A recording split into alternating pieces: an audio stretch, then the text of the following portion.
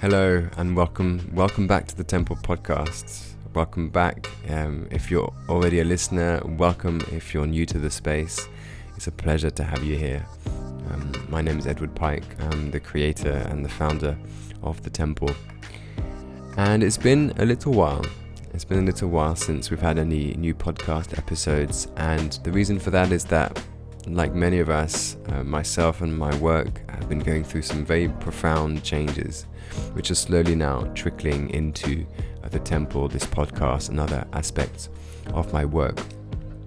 And I won't share too much about it today. I'll be sharing more about it little by little over future recordings. But what I just want to say is that the clarity that's coming through is that the Temple is very much a space dedicated to learning, and to learning through receiving, exploring, and sharing wisdom through the stories, the insights, the experiences of some of the awakening leaders, healers, teachers, creatives of our time.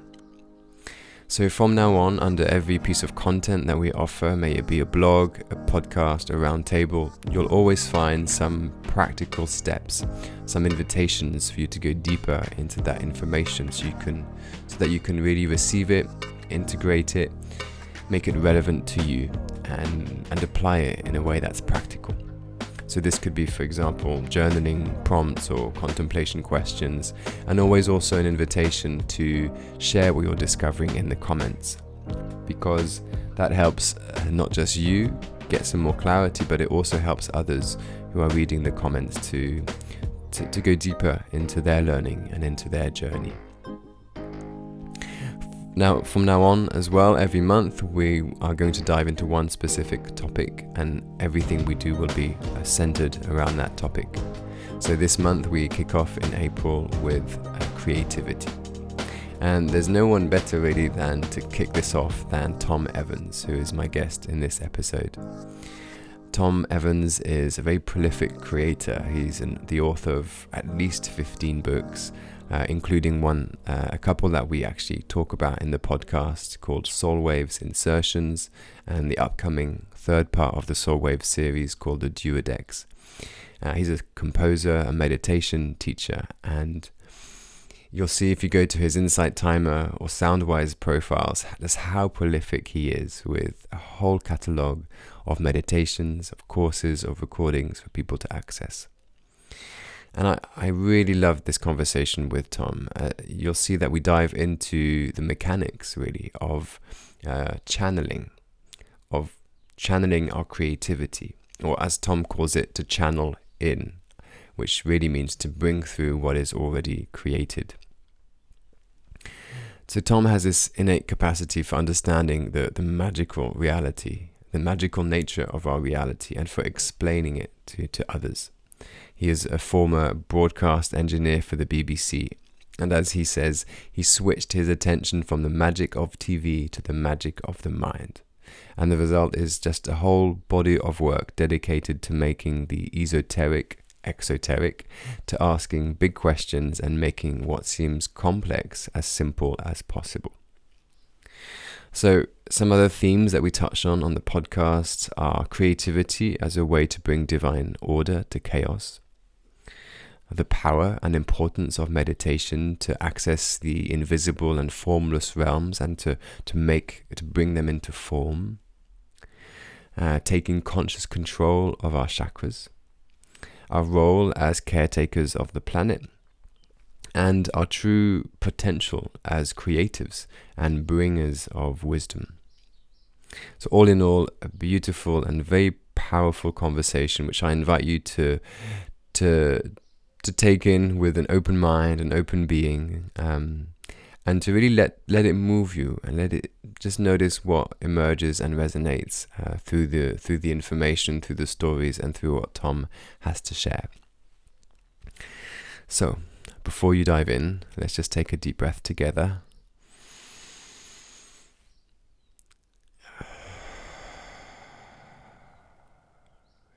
Yeah, nice. And from there, sit back, relax, and enjoy this podcast. Okay, here we go. Hi, Tom. Good to see you. Hello. Great to be here. Yeah. Oh, I'm very looking forward to this conversation. Been experiencing your work for the past few months with the course, the How to Channel Your Book course, and your book, Soulwaves, Insertions. So really keen to kind of get under the bonnet with understanding a bit more about who you are, what kind of, what path you've taken to be the creator, the conscious creative being that you are, and maybe getting a sense of how others can learn from that, what we can learn from your experience and your wisdom, for people to kind of find their own gifts and do their own act of service in whatever shape or form that takes. Mm. So we'll start with a ritual question. For you to explain in your own words, what is your magic? What do you do? What do you bring to the world currently? Wow. I say at the back of a couple of my books in the about the author section, Tom still doesn't know what he wants to do when he Ah, grows up. yes. Bearing in mind I turned 63 a couple of weeks ago. And I think that the magic, the coming together of the magic is simply this, is that, for when you start out in life, I did a degree in electronics and had a conventional career at the BBC and with Sony, and then I formed my own business. You're thinking in those times of money and the separation from your family and making it your way in the world. And I was always fascinated by technology, so I thought that's my world. That's great. I love it. I love all this high tech stuff Yeah. and making things. And I had a few patents to my name and all this sort of stuff. So I've always been quite a creative person. But alongside that journey came the journey of stress and money worries, and I had employees I had to feed. I'd often every month pay my employees and not pay myself, and all this Yeah. kind of stuff. All of those things happened until my mid-40s, and I was driving this career. I was evolving from broadcast engineer, and then as technology came about and the internet took over, I then got involved with the internet industry, thinking that the evolution of technology was my evolution. Yeah. Until my mid-40s, when I just got exited from my second big business, and I realized I was really stressed. And then someone said, you need to meditate. And that's where the big switch came. Because that's when my path was revealed to me. Up to that time, I was trying to define the path, as you would do with inverted commas, a career. At that Yeah. point, it got revealed to me that, hey, you can write some books. And then some other people got in touch and said, oh, could you help me write a book? And so I'd help other people write a book. And oh, there's a nice new career. And thinking that was then it. I could just write books and be paid to write books by working in the industry. I thought that will do me right until when I retire. Obviously, the universe had a different plan, because I put some meditations with my first books. And the meditations classically were: buy the book, come to my website, give me your email address, download a free meditation, and then I'll try and flog you something. That was the classic marketing model. I think people still use that. I've given up using it many years ago. Yeah. Then the meditations got discovered. I thought I was an author with meditations on the side. Then the meditations got discovered by the app that were both on Insight Timer. Then the meditations took off. Right. And so I became a meditation teacher without having gone in an ashram and studied meditation, with books on the side. And then you think, that's it. That's it for the rest of my life. But then this book that I wrote before any of my other books came out a couple of years ago, a fictional book called Soulwaves. And I thought, wouldn't it be nice if I recorded some music to, so you'd read the book and play the music in the background, some ambient music, which would also go behind my meditations. So a brand new career got revealed to me last year, which I didn't know. So it was like techie person, non-fiction author, meditation guide, and then now fictional author and Composer. ambient music Yeah. composer. Yeah. But they're all functional things. Yeah. Overarching all of this is a layer of mysticism and this Yes. desire to make the esoteric exoteric. Oh, make the esoteric exoteric. Oh, that's juicy.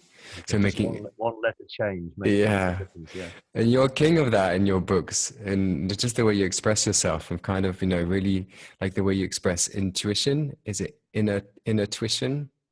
You have these ways Yeah. of using words to really kind of, as you say, make the esoteric exoteric, and make the formless into form, and the intangible into something very tangible. Is that something you've always felt an ease with doing? You've always had this connection with this ability, this creative Yeah, ability? I've always loved words, and I think I got from my Yeah. mother a real passion for etymology. Yeah. And first of all, I must say, I do not that inner tuition thing came from a guy called Paul Foster Case, who wrote a book Okay. called The Key to the Wisdom of Ages. I picked that up from him. But when you put a hyphen in a word, or go back and look at its original etymology, it gives much meaning to that word. So, for example, inspiration comes Mm. from inspire, which is to breathe in spirit. And we don't think about that we always speak on an out breath. And so we've got the expiration. The inspiration is when we feed in stuff, and then the expiration Mm. is when we express ourselves. Invention is quite a good one. If you strip that down and put hyphens in it, it's invent, to invent something, which kind of gives you a clue that inventions don't come from us, but kind of through us. And then if you take other words and split them down like that, I love doing that all the time. So you can be mindful, and you can take off the mindful bit and put on timeful, and then put on kindful. There's a great app called a great website called Urban Dictionary where you can Yeah. claim new words.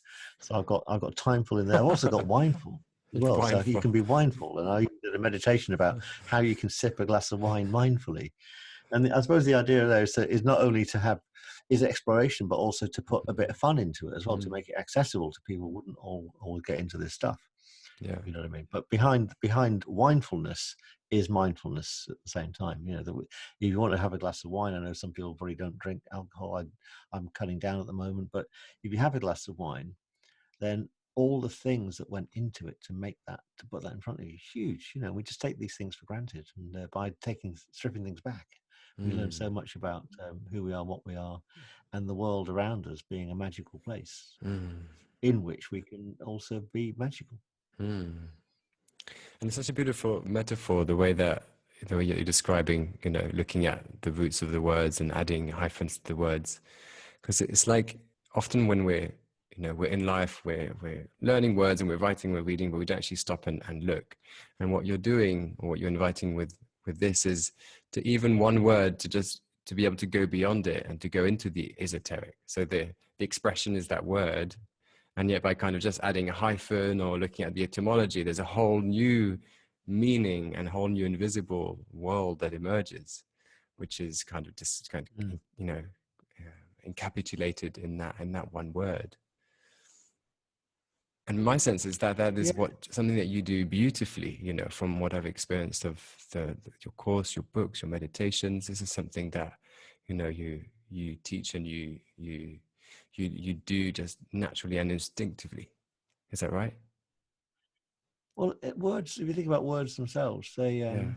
every new word that we take on board, we either learn a new word or we create a new word, expands our consciousness. Yeah. The book channeling course that you've been on, the Zooms that you've been on recently, I did them live. I did that live ages ago in London to a group of about 60 people with the Alternatives group. And at the end of this one day, how to channel a book course I did, a Polish girl came up to me at the end of it. She said, "Tom, you can't deliver that course in Polish. We haven't got the words yet Oh, yeah. that describe what you've been talking about."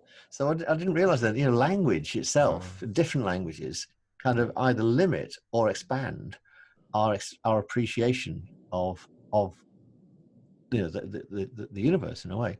So when you create a brand new word, which I love doing as well, like the word soul wave, right? Yeah.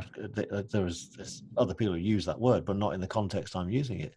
It actually makes you think about some things in a completely different way that you couldn't have done before the word existed, which is kind of interesting. And then when you hyphenate a word, so you can have the word soul wave, or you can have the word soul hyphen wave. Yeah. It's got a completely different connotation just by that simple application of a hyphen. Hmm. Hmm. That's beautiful. And there's something that really, is jumping out at me as you speak to that, is that the language, and how language is that can be the kind of doorway between the two worlds, the physical and the non-physical, and that there's a real potential for expression, something that is, very intangible. And I know a lot of people listening to this podcast, a lot of, including myself and of course the audience, have struggled a lot with that in the past, of kind of owning the more intangible, the more invisible, the kind of more formless connection, or the understanding of what is, spirit, spirituality, source, whatever words people want to give to it.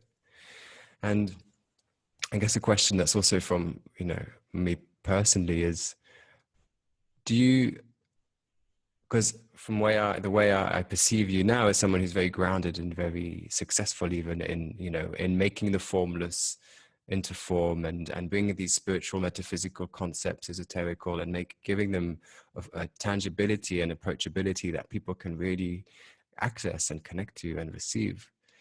And I'm just wondering if you have any words of wisdom or about your own journey, your own experience of being able to accept or own that gift that you have and that talent to make that more intangible part of life, of us, into something that's tangible, if that makes sense, if I'm expressing myself okay.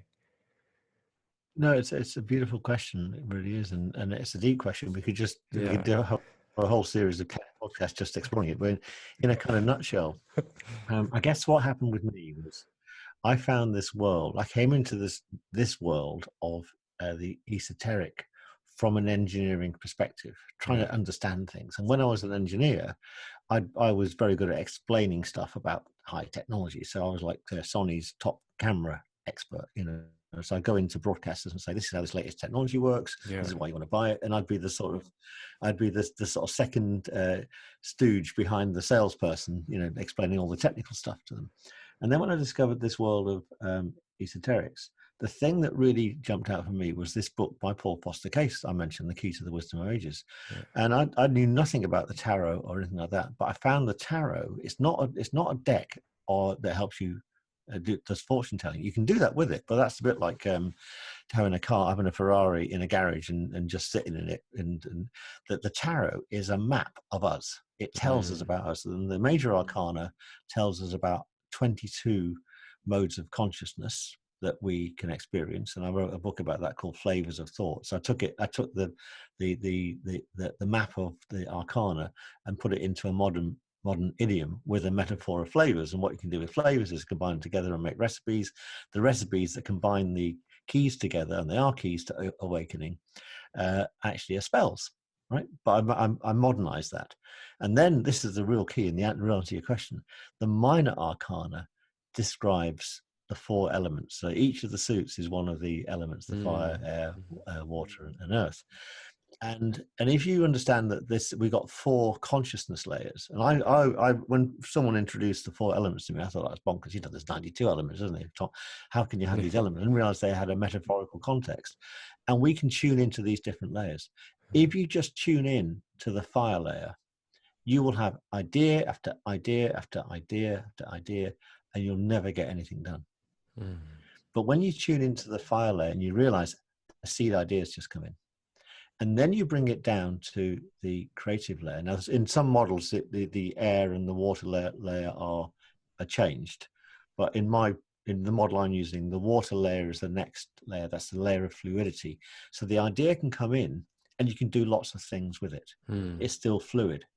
Then it moves down into what you call so it goes from the archetypal plane, which is fire, down to the creative plane, which is water and fluidity. Then you move down to the formative plane, and that's where you come up with a plan. Oh, I've got this. So with this idea, the seed idea, I can do 3 things. I'll do number 1 first, and then I'll do number 2, then I'll do number 3, because that'll be the best way for it to happen. Then you move it down into the earth plane, and that's where it becomes into physical form. In the middle, you're right in the middle of all the 4 planes, so your heart center's in the middle of it. The moon, which is absolutely fascinating, maps onto these things as well. So you can even drive these projects to the moon phase. So new moon to Q1 is when the fire element is most active in our consciousness. Then Q1 to full moon is when the creative plane, we'll tap into the creative plane. Then you can move into the formative plane, and then into the earth plane. So I do a lot of stuff to the moon phase as well. A lot of projects that fit that sort of time scale work to the moon phase. And when you do that, you just end up with this amazing temporal flow. Time expands.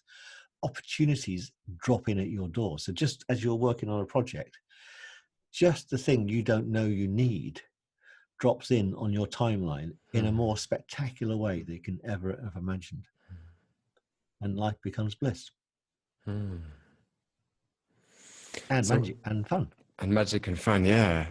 And what you're really speaking to is structure, right? And something you talked a lot about in your channeling your book course was structure, and receiving a structure, a container to kind of bring this wisdom into a way that feels right, that feels good. So I'm guessing that's also due to your engineering background and kind of, as you said, tinkering and understanding how things work, and kind of being able to kind of describe or give a certain manual of operation for things. But there's something around the word structure, and you also use the word model that really resonate for me. So I'm curious if you have any more insight into how you use, you know, models and structures to bring through divine wisdom, let's call it. Well, fantastic question. I guess what got me into this structure thing was when I started to look into left and right brain. You know, the classic model is that the left brain is logical and the right brain's creative. Yeah. That came from research that an amazing guy did in the 60s, 1960s. Professor Roger Sperry, and he worked on people that had epilepsy, and he found if you cut the corpus callosum in the middle of the brain, the epilepsy would reduce. But he found out that then if you blocked the left eye, which goes into the right brain, so that would force someone into left brain only mode, and he went the other way around. You can go into right brain only mode. And he said, see, people seem to be more logical, people seem to be more creative. So that snuck into another myth. But nowadays, there's been lots of research into how left and right brain really works. And there's logical areas in our right brain, and there's creative areas in our left brain. A better model, and it's still an approximation, is that the left brain works on detail and learned responses, and the right brain works on the big picture. And so I got into mind mapping fairly early on in my writing career, and I discovered that if I mapped the book I was working on, or the project I was working on, right, it gave my right brain something to do. The right brain could see the whole picture. The left brain got busy doing all the detail, and almost like when the left brain was busy doing the detail, the right brain would sneak in and do its creative wonderment. You end up in this whole brain state, which is just great. And the other thing that happens is if you've got book structure. So, for example, I mentioned that book, the Flavors of Thought book. It's mapped on the Major Arcana. There's 22 keys in the Major Arcana. When I'd written the 22nd flavor, I didn't sneak on and put another chapter in. There wasn't another chapter, right? So I knew that book was finished. When I wrote the 4 parts of the Planes of Being book, which is about the Minor Arcana, that book was finished. When I wrote the 4 quarters of a book called Managing Time Mindfully, based on the 12, I used the 12-hour clock as my structure. I knew that book was finished. When I wrote the 12 insertions that you read recently, the fictional book, there were 12 insertions, you know, and I'm drawing parallels now. Going backwards in time is why this number 12 keeps coming up in our lives as well. Yeah. And even the book, I mean, actually, for the latest book, I'm using the number 22 again as the structure. So I know when I get to number 22, that book is done. Now, other stuff will come in, and I'll then put that into book 4, book 5, and so on, that sort of stuff. So structure works because it helps you sort of get things done and ground it into the earth plane and bring things to a lovely conclusion. And that works also for the consumer as well. They know when it's coming to a conclusion. In the same way, when you listen to a piece of music, if it starts with the note C, you know it will end on the note C. That's the way our kind of music works and resolves. And it gives it kind of a rhythm, doesn't it, as well? It gives a rhythm and a continuity, and a kind of a way for people to receive it in, as you say, in a way that's kind of more, I don't know, what's the word? Accessible, I guess. When there's a structure, it's accessible. When it's all over the place, you know, taking music as a good example, you might have heard a piece of music where it's all over the shop, and that's just really awful for the ear, isn't it? It's really terrible. And the same with, let's say, writing or any form of creativity, when it feels like, you know, there's all this chaos.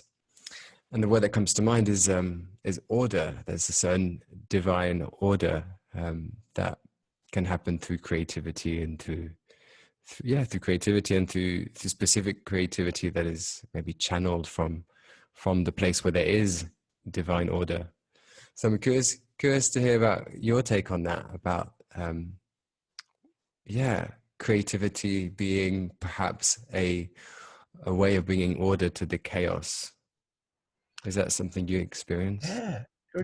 You could kind of argue or theorize that that's our role. You know, that we come from the void, we come from nothing. Yeah. We densify into the earth plane, and it's almost like you could imagine that we've been sent down by ourselves to try and make sense of stuff. Yes, And exactly. also to invent with a conscious hyphen, invent Yeah. new ways of being and new ways of doing. You know? Yeah. So imagine if the universe wants to evolve, and behind the universe is this love energy, and it wants to evolve and love and appreciate itself. It kind of sends down bits of itself to look back at itself and say, well, how can we make this work? What else can we do? And that's kind of what I'm exploring in fiction now. You know, because I found that non-fiction there's certain limits in non-fiction, whereas when you go into a fictional world, you can just make it up, especially if it's about the future. Yeah. And the universe and the cosmos and all these different levels of reality, which that's been my experience of reading Insertions, Soulwaves, and Insertions. Is I feel like I've traveled so far just by reading, you know, those stories, which I would never have gone to by reading it in fiction. If you'd sat down and written that as a fiction, you know, this is how life works. Let's say the And you mean manual, non-fiction? yeah, the non-fiction. Sorry. Yeah. Whereas with the fiction, like I feel like I've experienced all of that. You know, I've traveled, I've been to different levels of reality, the different counselors, the different, you know, experiences through time and space, which is genius, you know, and it's something, and interestingly, it resonates at a much deeper level inside. Like it really touches something that is there or has been there, or I don't know what, you know, it touches that kind of deeper or higher level of consciousness through the fiction. So that was an eye-opener to be able to, you know, I love fiction anyway, but to be able to travel so far and to travel so close to what I feel is home, you know, through a book was really eye-opening and awakening for me.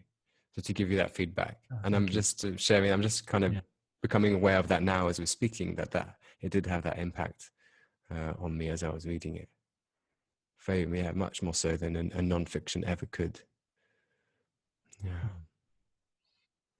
So there's definitely magic in that creativity and bringing order and bringing some wisdom through. And to give you some context about this, you know, the book started. I knew I'd write a second book after I'd written the first book, but I had no idea what it was about. Yeah. And then the seed idea came in: write 12 short stories. And the reason for that is that short stories are quick to write. Number one. The other book took me 15 years and 15 other books before it got published. I wrote it before I got any of my other books published. It became my 16th book, and I thought, if I'm going to get a book out quicker than this now, the best way to do it is short story.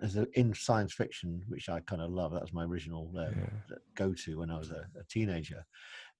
Two things happen. One is that there's a massive short story tradition. You know, so whole films have been based on a short story of Asimov or something like that. The film Arrival was based on a story by Ted Chiang. A story is about my life. I love his writing, and so I thought, great. Well, why don't I write a book? And I was thinking Netflix miniseries when I wrote it as well, that sort of stuff. And then each book can be like a tales of the unexpected type of thing, you know, where a different insertion happens, what have you. So that's number one. Two is you've got the number 12, right? But that's all I had. And I think I had the last story and I had the first story. And so the first story introduces this concept of a Duadex, which is the end book then takes it on. And then that opens a loop to what the third book's going to be. Right? So even though I hadn't written the third book at that time, I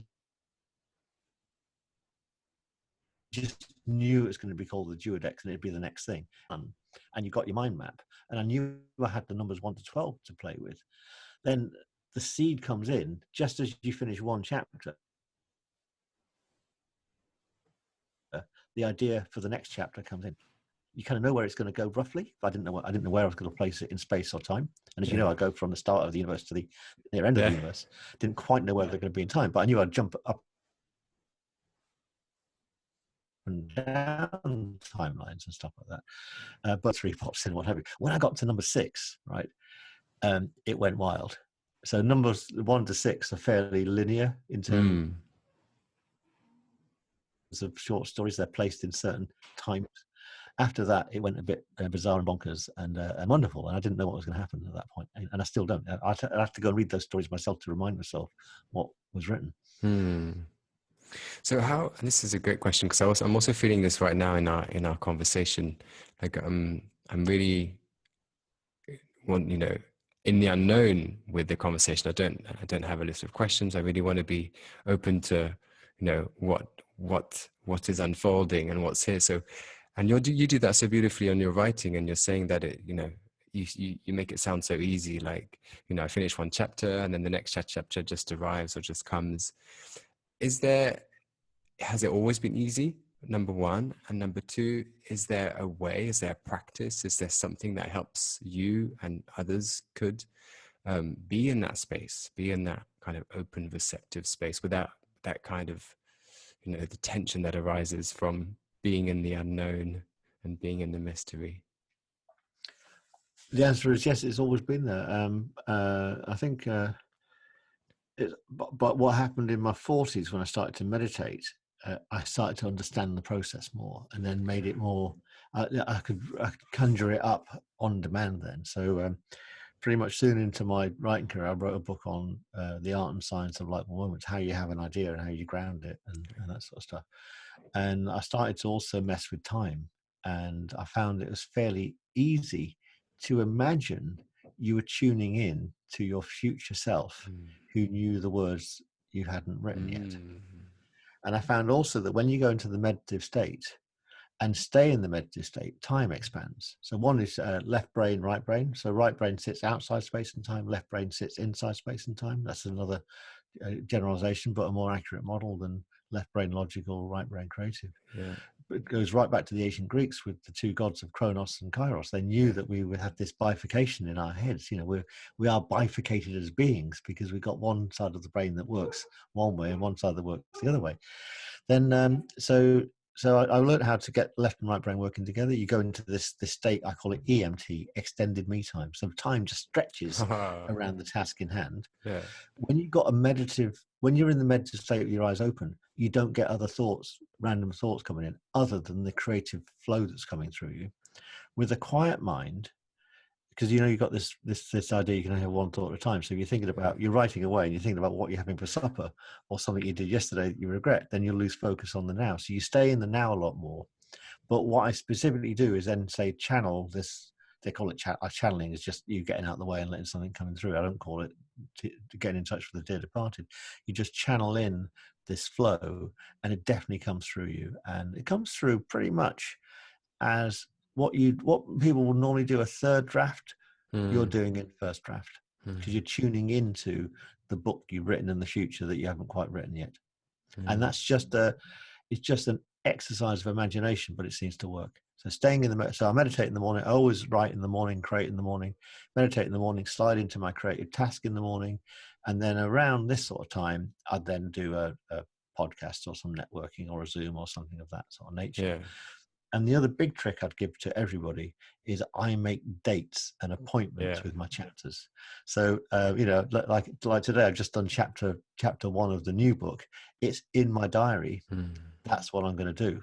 And by making a date with it, all the information you need for it just turns up. So you see a little article in the news somewhere, or you see a new thing, a new scientist, or you can use, or someone mentions to you, or you see a number on a number on a plate of a car or something like that, and or a coincidence comes your way and you can use it. Then the other thing that happens is all the things you need around you to make things happen, they show up. So people that can help you on your path, they also show up just at the perfect time too. So just it takes trust, and also the money to pay your bills and to keep you fed and this sort of stuff while you're working on this stuff. So it's like you're catalyzing things, aren't you? You have an intention, and then everything kind of catalyzes around that point, around that creation. Yeah. And you said it takes trust, and that's a good next question I had is that I think someone has to. My microphone's just changed. There we go. Is it in your experience, or of perhaps your own experience, but also seeing other people, is it like a muscle? Is it something that you just have to develop over time and build trust in yourself and in this catalyzation, if that's a word, process? Yeah, so if you just look at my book history, the first few books, I did write a book of poetry first that came into me at 39,000 feet on a Oh 747 yeah, halfway across the yeah. Atlantic. But then I went fairly process driven, and so my first few books were like a process book. Put this put this in an input A here, turn this handle B, and you get C out the other end. So they wrote like workshop manuals. Then I wrote some books on metaphysics. Then I wrote some books on philosophy. All the time, I was increasing my capabilities as a writer. Hmm. And then lastly, went into fiction. I thought, well, I'll do this big book that's been burning a hole in my head for many, many years that I allowed to come out. Then I thought, I want to try to be a short story writer. I want to know what that's like. The latest book, I'm writing it in the first person from a female's perspective as well. So I'm imagining I'm this female in the future. She happens to have 6 tentacles because she's an octopus human hybrid, and so it makes you imagine what it's like if I was born with Hmm. 6 tentacles. What would my Hmm. life be like? And I'm also a female, and what have Hmm. you. So that's one of the characters in there. There's going to be 2 other characters. I don't even know the other 2 characters yet, but I Hmm. know there'll be 2 of the main characters in there, and Hmm. I'll write from their perspective as well. And actually, writing in different persons is a good exercise too. So each time I pick up a book project, apart from the content of the book, I'm trying to improve myself as a writer. Each time I write a meditation, I'm trying to improve as well in the delivery of that meditation. The music gets more sophisticated. My choice of words will be different, and that sort of stuff. My intention will be different as well. So all the meditations over the last year are very much about helping people awake nascent aspects of their consciousness. Hmm. And it sounds very joyful and playful as well, the way you're describing the writing process for you. It feels very Yeah, you can expansive be and like, really cheeky. You can be yeah. really cheeky with it, and actually bend the bounds of what is possible. Because if someone's just got 2 arms and 2 legs, then you can.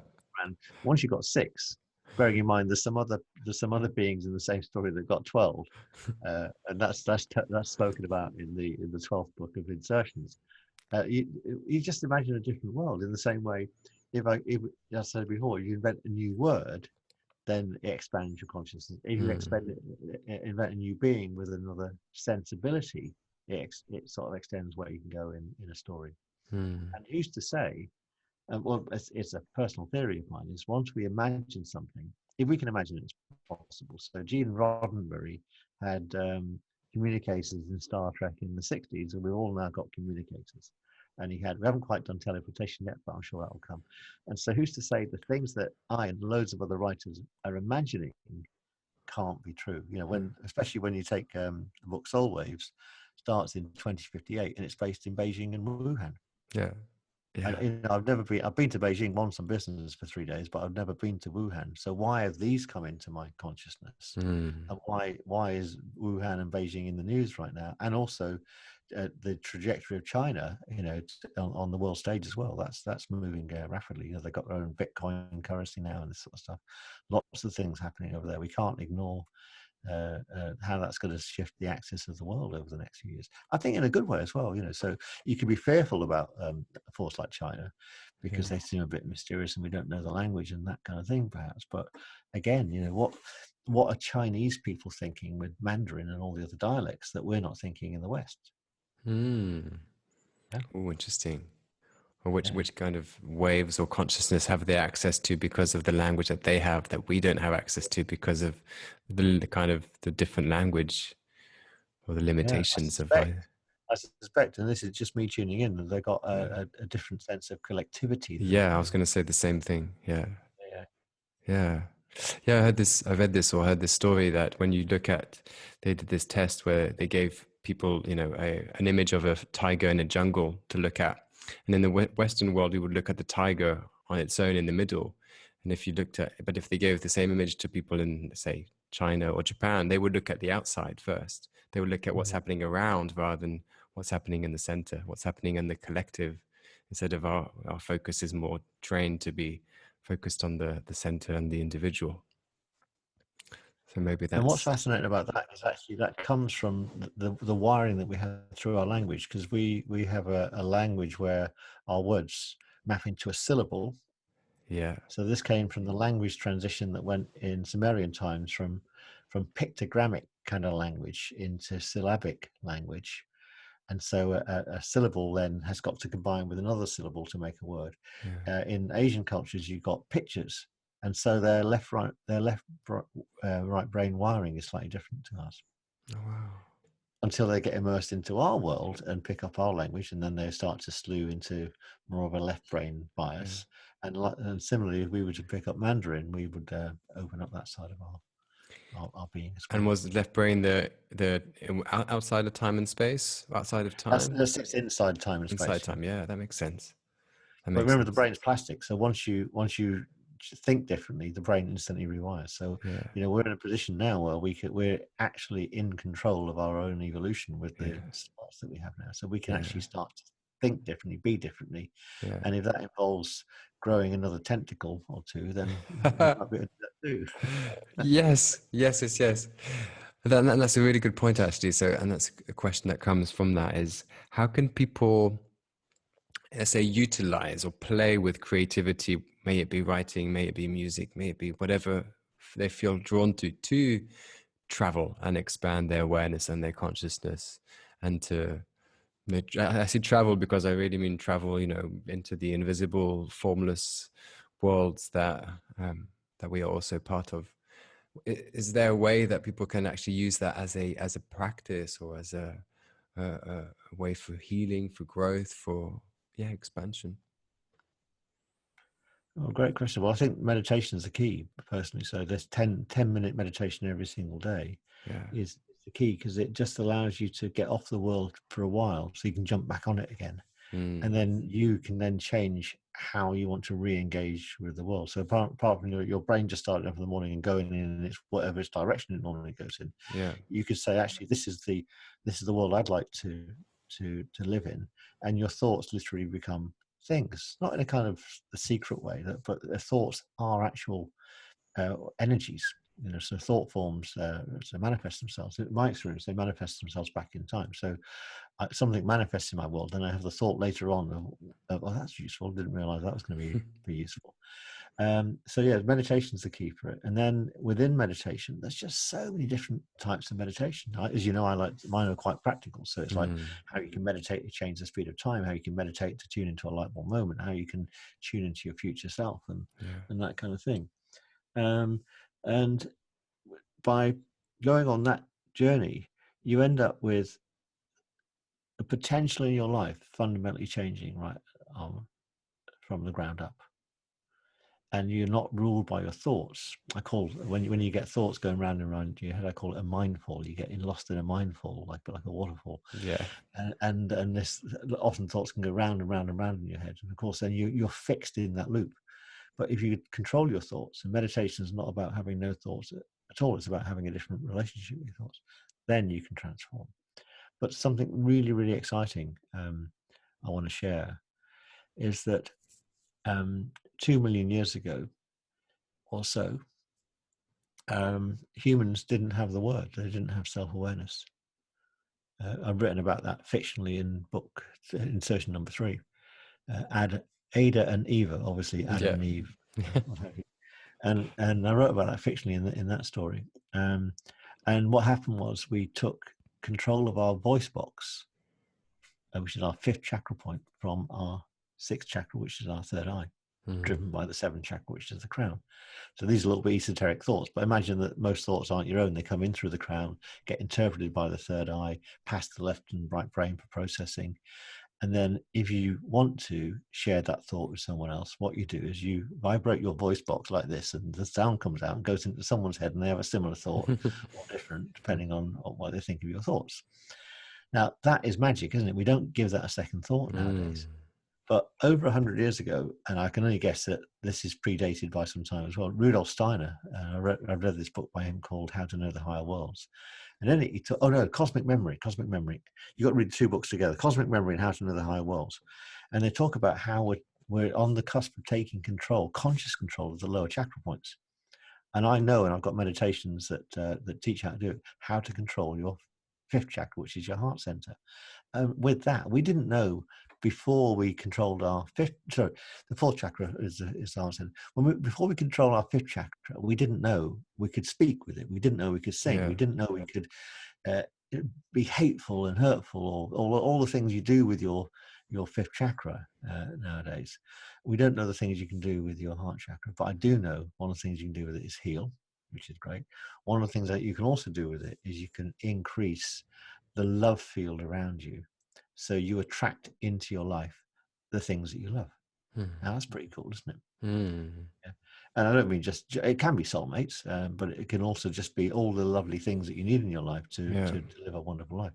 And I also know then, if you just extrapolate down to the lower chakra points, the solar plexus, the sacral, and the root, then it's my understanding that when we take conscious control of those centers, those energy centers, we can do things like teleport and levitate and that sort of thing. And the reason I say that is that I did do once a full body levitation by accident once. So I've experienced it.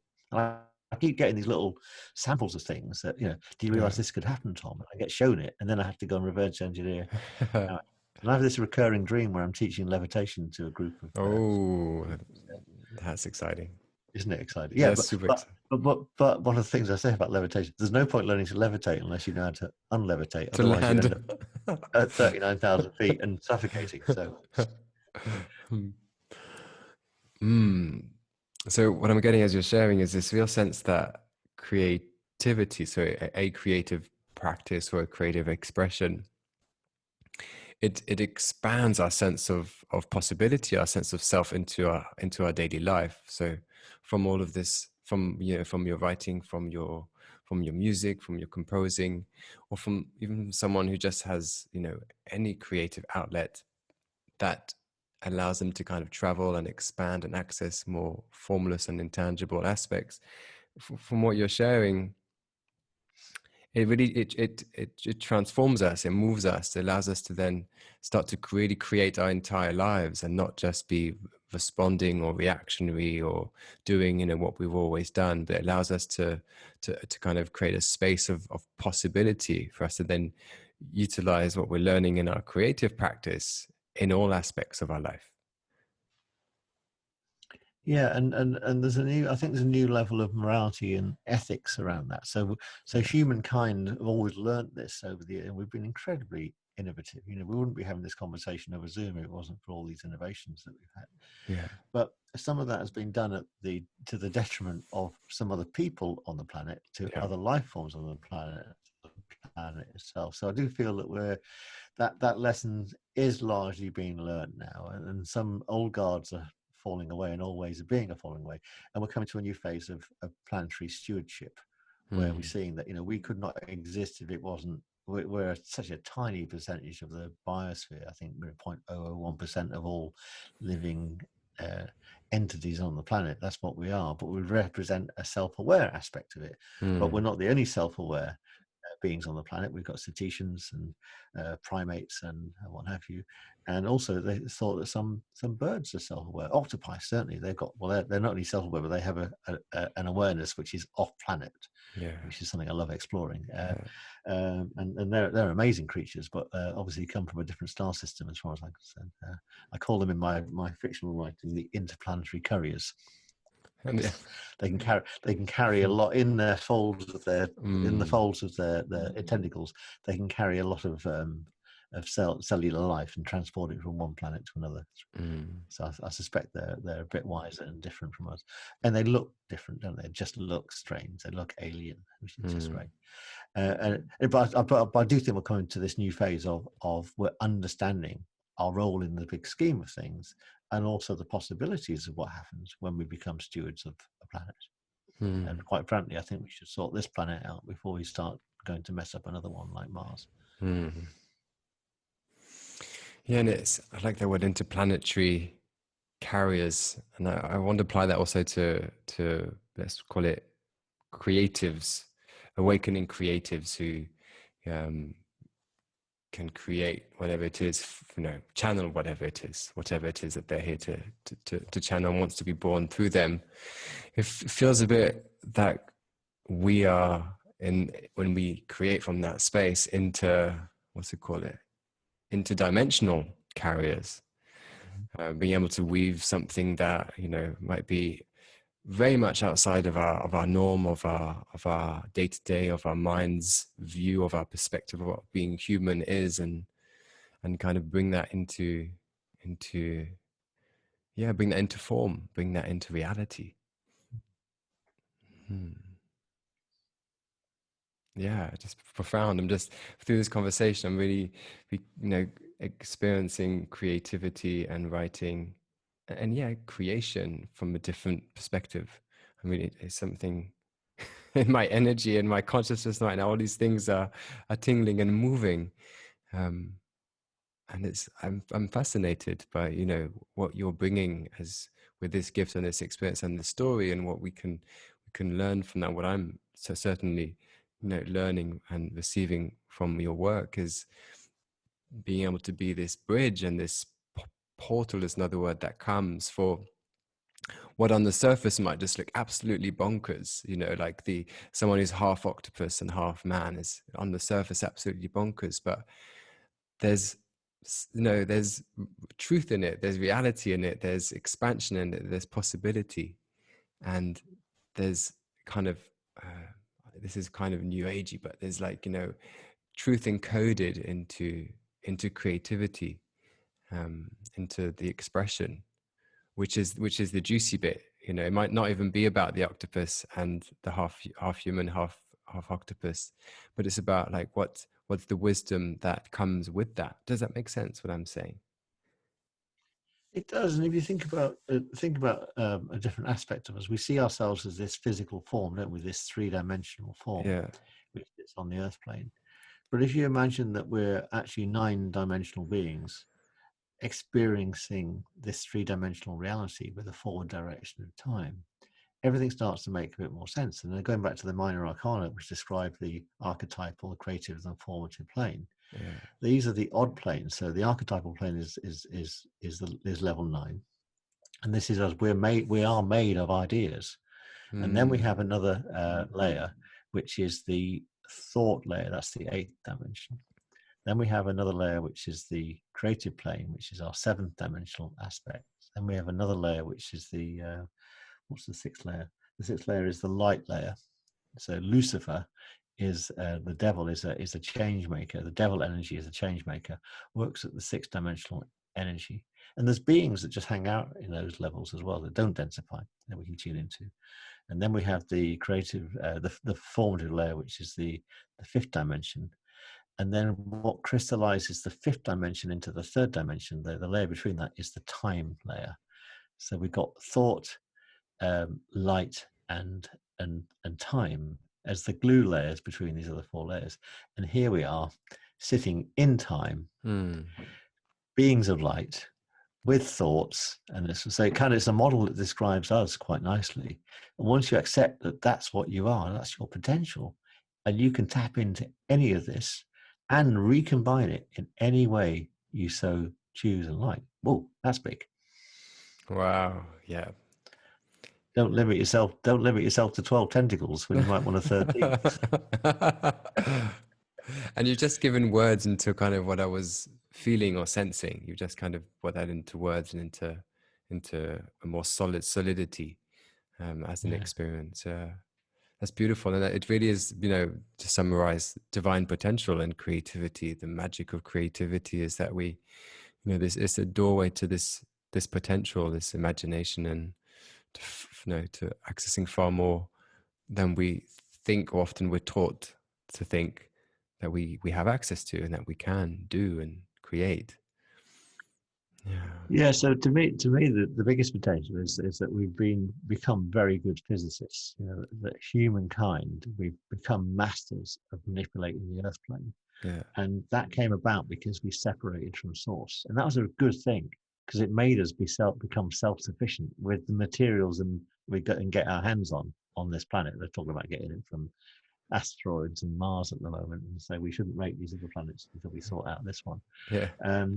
But now we can embrace metaphysics, which is beyond. The word meta means above and beyond, and we can take metaphysics and get physics to combine.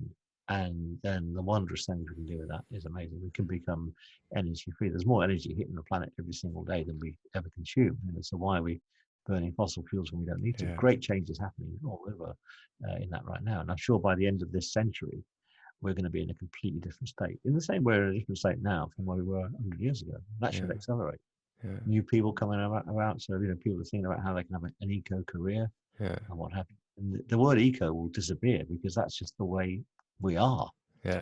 We won't be eco in the future. We'll just be this different way, which happens to be eco. Yeah. I feel that too, and I believe that too, and I hope for that too as well in my heart, of course, as well. And how could we make this practical for someone who's listening? And what would be a takeaway, like practical point or few points for someone who's listened to this whole conversation and wants to begin their journey of exploring and creating and bridging their divine potential? Well, there's two things I want. The practice is meditation. How to make it practical is to have a point of the meditation. Yeah. So if you could just imagine something that would make your life really matter and meaningful, what would that be? Right? Let's start from a selfish perspective, right? What would make your life fantastic and joyful? Start with yourself first, right? So imagine that, whatever that might be, and be as grand as you like in that thought. Then imagine when you're in this joyful place, how that makes people around you feel. And then what do they do as a result? And as a result of them doing that thing, which is crystallized and catalyzed from your joy, how do they then change the world, right? Then it comes back full circle. So that's the place to start, I would say, just with a dream and an idea. And it can be as practical as like the Mr. Micawber principle in Charles Dickens. He says that income 20 shillings, expenditure 20 shillings and sixpence. This is old money in English, equals misery. Income 20 shillings, expenditure 19 shillings and sixpence, happiness. So it could just be the balance of inflow and outflow in your world of money resources. That could be a good start, right? And what I say there is that if you just increase your promise, and it says on our pound notes, I promise to pay the better. You just increase your promise by learning a new skill, then all of a sudden you've increased the number of things that you can get money rewards back for.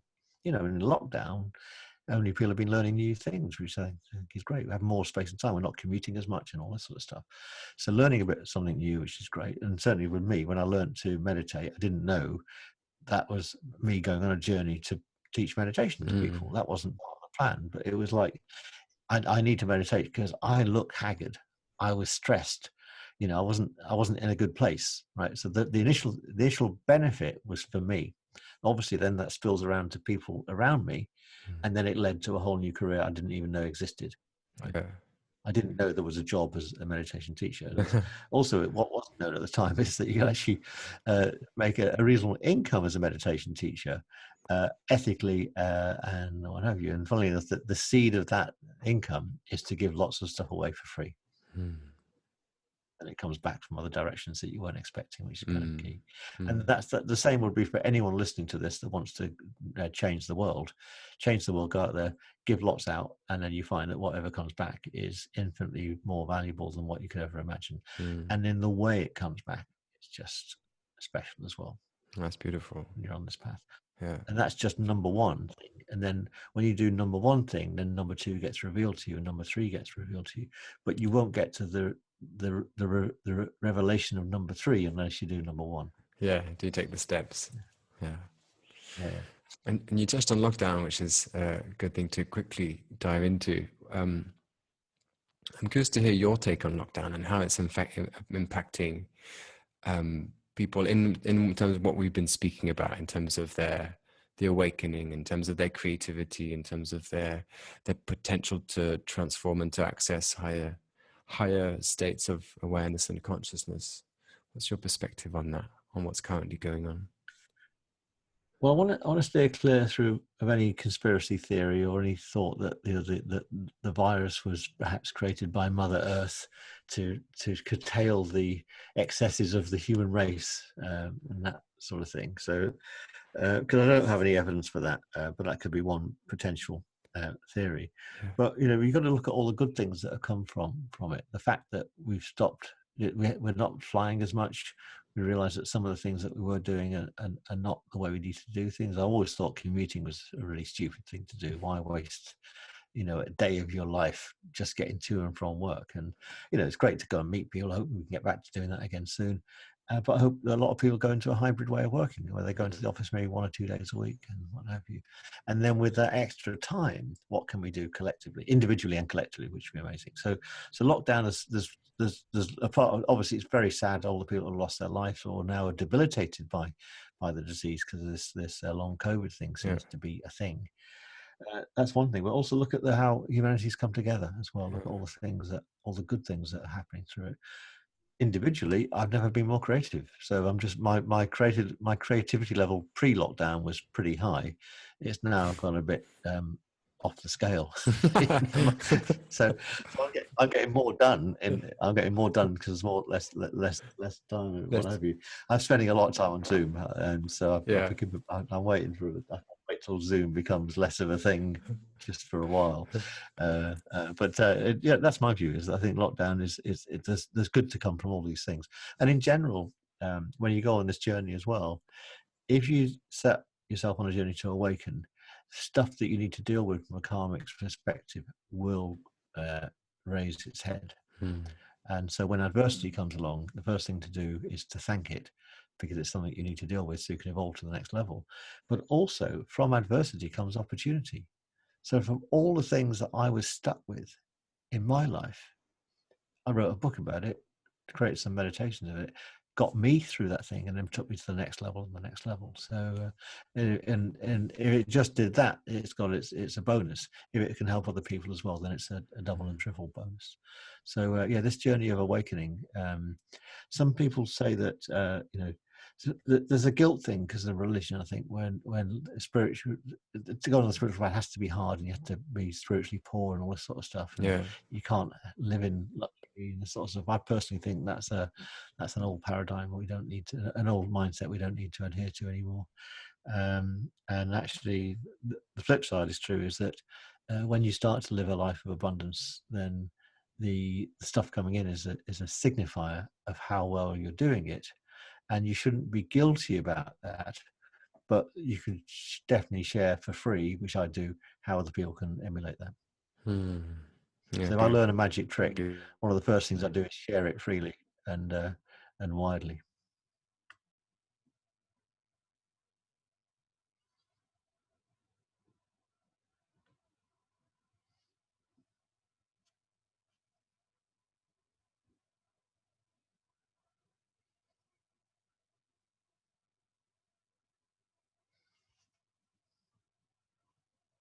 I just lost your audio then, Edward.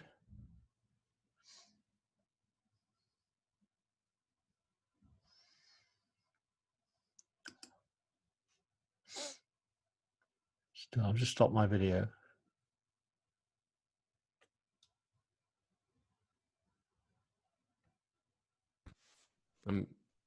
You're back. That's great. Am I back? Okay, great. I was just saying, what was I saying?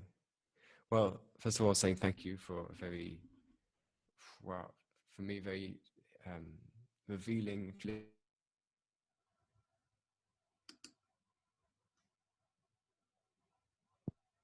You would like to? Is there anything that you would like to add? Well, I'd just like to say that if anyone actually does want to reach out and ask any questions, I've got a massive portfolio of stuff. And the start of 2020, this is pre-lockdown, before any thought that was going to happen, I made the decision to make all my pre-2020 stuff free. So I took all my courses I used to charge for and I made them free. But there's so much of it, you might not know where to start. So you listen to any of the stuff and you say, I like the sound of some of that, then let me know. I'll either point you at a resource I've got on Insight Timer for free, or in my free resources area, you just come to my website and get it. But you might get overwhelmed because I've created so much stuff over the years, and you might need to point to where to go. And then post 2020, all my new stuff I'm putting into this new app called Soundwise and what have you. And again, there's tons of that as well. So you might need a pointer of where to go with that. I've said that Soulwaves is the starting point. That's the future history of Earth over the next 90 years or so. That's a good place to start.